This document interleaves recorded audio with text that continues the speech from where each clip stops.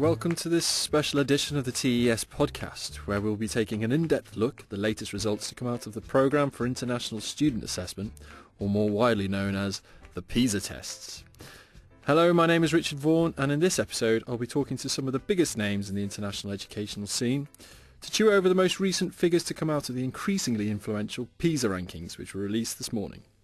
The main stories were that countries such as the UK and US are standing still, having made no improvements from 3 years ago, leading to a great deal of hand-wringing and finger-pointing among politicians as to who was to blame, while the Far East has continued to show significant improvements.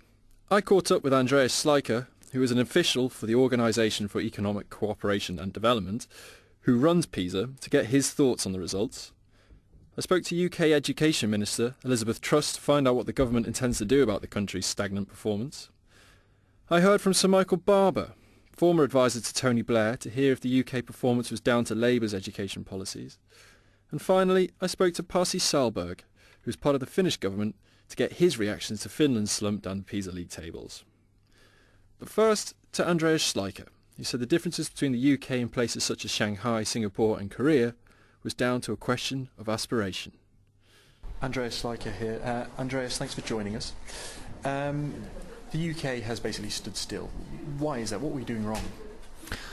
Well, it's nothing particularly wrong because the results are unchanged. The UK comes out in the middle of the pack. The question to ask is, why hasn't the UK seen the kind of improvements that we have seen in other parts of Europe and most notably in Asia? And what you can see in those systems is, in Asia, for example, the aspirations for children are significantly higher.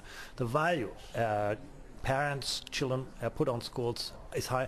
The kind of instructional models are very different. You can see, for example, students in Asia focusing a lot on deep conceptual understanding in mathematics, on the capacity to sort of use mathematics creatively, to demonstrate advanced mathematical reasoning skills. The prevalent form of math problems in the UK are word problems, simple math embodied in very complicated contexts. So there's a lot of issues, I think, that we can look at. You mentioned the rise of East Asia. How much of it is down to a cultural thing? Well, the fact that those education systems have seen changes, increases, tells us actually that probably not that much is culture. Because if culture would be the dominant aspect, those systems would have always done really well. And the fact that they haven't changed their culture over the last 3 years, they didn't fire the teachers over the last 3 years, they changed what they did in education. That had obviously an impact on outcomes.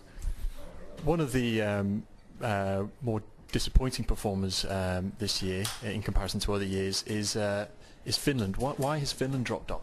It's a very interesting question, one that does require further research, because we see that drop in mathematics, we don't see it in reading. If it would be universal, we would attribute this to, quality of teaching, all of those kind of things. But it's highly specific, and that's something that does require further analysis, and don't have a quick answer for it. Interesting. There's an awful lot of importance placed on the actual rankings of PISA. In fact, it can dictate individual countries' educational policies. How comfortable are you with that? Well, I don't think PISA dictates anything. PISA provides an instrument to see yourself in the light of what other countries are achieving. And, some countries are taking up that challenge. My own country in 2000 wasn't happy with their results. They try to look around what other countries were doing to address their challenges. They worked on it, and you can see improvements. The country I live in, France, basically looked at the PISA results, said, very interesting, and then that was it.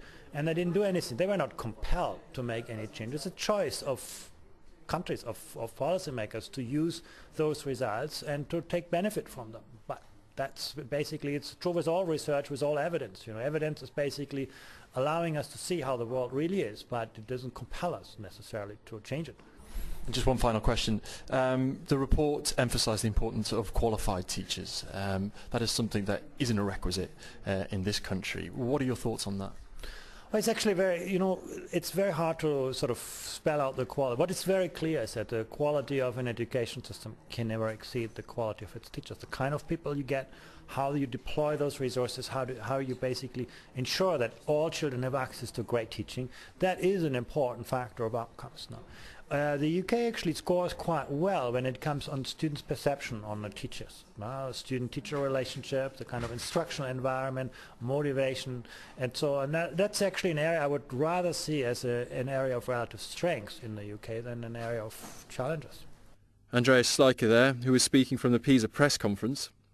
Such is the significance of the PISA rankings that they've become hugely influential for governments around the world, not least in the UK, which is currently undergoing a significant programme of reform.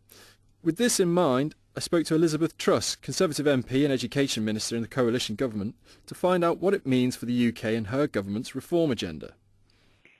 Well, I think it shows how necessary the reforms that this government is doing are, in that we can see the East Asian countries in particular are increasing their lead, and other nations such as Poland are improving their results. So we need to look at what those countries have done and learn from them, and that's basically what our reforms do. What does it say about the previous administration's education policies then, do you think? What I think it shows is that some of the underlying issues with our system still haven't been dealt with.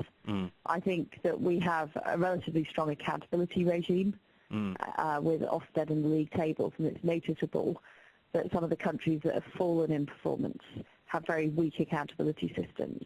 However, I think in terms of some of the other reforms that we're doing, for example, the promotion of core academic subjects and making sure that as many students as possible have access to those for as long as possible, the increase in school autonomy. So we saw the start of the Academies programme under Labour, but it didn't affect very many schools.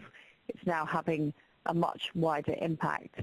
And changes to teaching quality, which started with things like Teach First, but are accelerating under this government. All of those things haven't yet had time to take effect. One of the key points to come out from this report was the need for highly skilled, highly qualified teachers. And obviously that's something that isn't a requirement over here. What would be your response to that? Well, I think the head teachers are in the best position to decide who is the best qualified person to teach at their school. I think we've seen a big improvement in the perception of teaching through programs like Teach First, and we've actually got a very good generation of teachers. We've also got generally younger teachers coming into the profession than other countries, which is very positive for the long term. But I think it's right that teachers have the head teachers have the flexibility to recruit, because in some cases they may need additional subject knowledge. There may be people from industry who would be good in the classroom, or people with that subject knowledge without necessarily having formal teaching qualifications, and that balance has to be got right. Again, one of the key factors to come out, particularly amongst the Far Eastern countries, was this idea of aspiration, and that children there seem to have a greater or higher aspirations for themselves, something that isn't so prevalent over here. How do you go about trying to change that culture here, like they've managed to do over there? I think there's a variety of ways we need to change that culture. First of all, at a school level and a teacher level, so making sure that all students are encouraged to achieve. And we see that happening in our best schools already, where there have been really good turnarounds and children are now aspiring much higher than they were in the past. I think we should look for examples like Germany and Poland, who've successfully increased their absolute scores in PISA by doing things like having a very strong focus on core academic subjects, by improving the autonomy and accountability schools have, which has helped them raise the expectations in line with the Far Eastern countries. And I think we also need to change the culture more broadly towards education in this country. I mean, Michael Gove recently took on Simon Cowell over whether or not education is important. What we know is that education is increasingly important, that the results of our education system are much more correlated with growth than they were 30 years ago. We know that the jobs market is becoming increasingly polarized, and that with the advance of technology, people need higher and higher skills. We know there's a massive earnings premium out there for subjects like maths, physics, computing, engineering. And I think we need to get that message across more widely in society, so not just in schools, so it's also parents and students understand the absolute importance of education. Elizabeth Truss there, who said the results were further proof of the need for her government's reforms following the Labour years. Sir Michael Barber was a key member of that administration, eventually advising Tony Blair on education. And with that in mind, I caught up with him to discuss the UK's current position and to get his thoughts on the growing significance of PISA. The UK, it's being described as being stagnant. It's at a standstill. What do you make of that? Why do you think that is? Well, the way I'd put it, I mean, it's clearly stagnant in PISA, and it's a good system rather than a great system. And some of the great systems are moving ahead, particularly in the Pacific Rim. But I think the two key things that underlie the top performers are, one, that you need a culture which not just values education, but which recognises that effort matters more than being bright or smart, as the Americans would put it. Yeah. And systems that recognise that effort makes all the difference tend to do much better, and that's a cultural thing. We still have a lot of people in the UK who think that you're either born bright or you're not born bright, and that condemns you to a particular fate, both in the school system and culturally generally.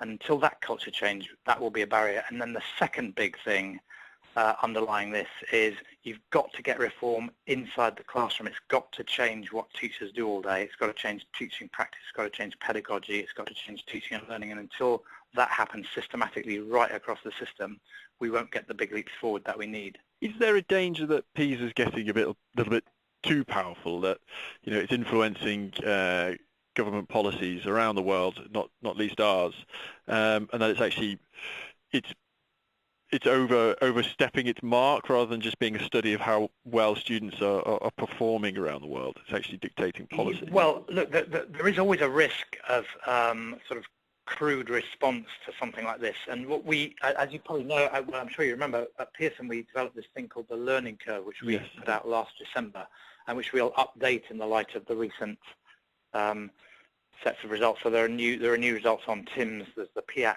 data that looked at adult performance, and then there's this PISA, and we'll update that and publish a new ranking early next year. And the reason we did that is you don't want to rely purely on one data set. PISA is a very, very good piece of work, outstanding piece of work, and Andreas Schleicher is somebody I have enormous time and respect for. But it's only one measure. It's measuring, for example, in mathematics, the feature this time, it's measuring the application of mathematics to real-life problems. That is a good thing to measure.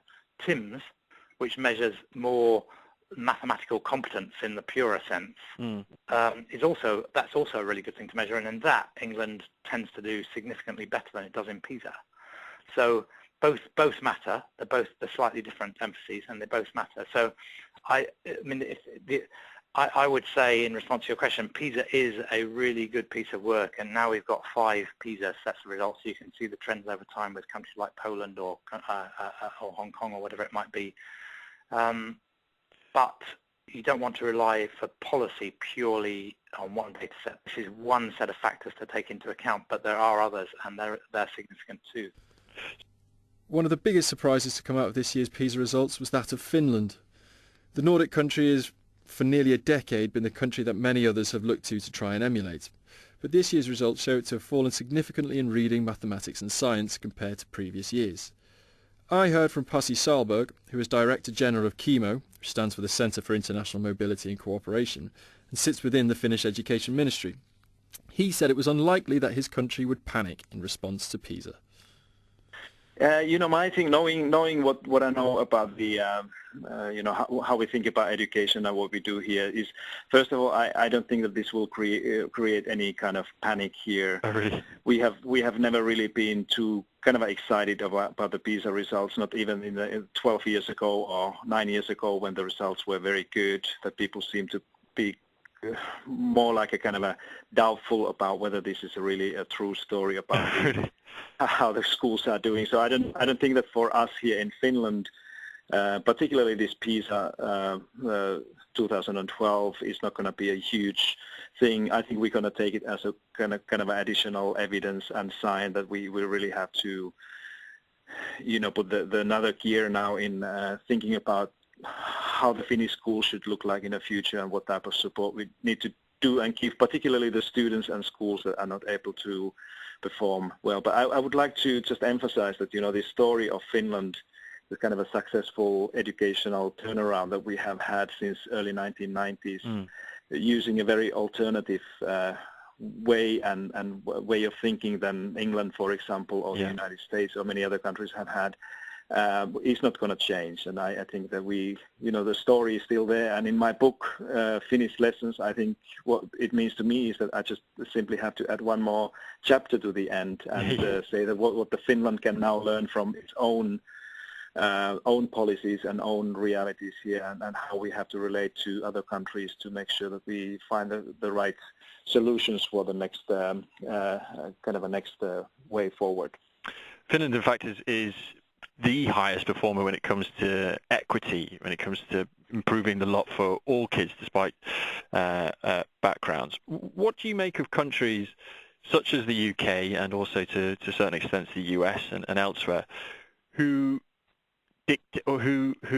policies are driven by their rankings in the PISA league tables? What do you make of that? I think it's all right to rely on evidence and look at the data of the performance, but I think that in both England and certainly in the United States, where I've been working extensively during the last 5 years, people put too much emphasis on the students' test scores in these PISA examinations, and I think it would be equally important and probably even more important for countries where the equity and equality are the issues in the societies and certainly in education to think about what the PISA results really tell about the performance of education systems from the point of view of equity and how the countries, not only Finland but the other education systems where equity has been able to put in a good shape, what they have done and what are the lessons from these countries to enhance equity. And still I think the OECD conclusion that they made about 2 years ago, and they still continue to make out of this data that is now available again, is that whoever is able to enhance equity and equality in the system, in other words, as you said, that make the system serve and be good for more or most of the kids, these systems are also likely to see higher performance and higher outcomes in math and reading and science. So I think that the PISA is an important kind of a source of evidence and data, but we should not only stop in the kind of a league tables of countries and look at the position where we are, but go deeper and beyond these league tables and try to understand how to make our school systems serve everybody. A very philosophical Pasi Sahlberg there, giving his thoughts on Finland's fall in education world rankings. And that seems to be a very good note upon which to say goodbye. Please make sure you check out this week's copy of TES for an even more in-depth look at the PISA results. Be sure to tune into our podcast and remember to subscribe to us via iTunes. And that just leaves me to say thank you very much for tuning in and goodbye.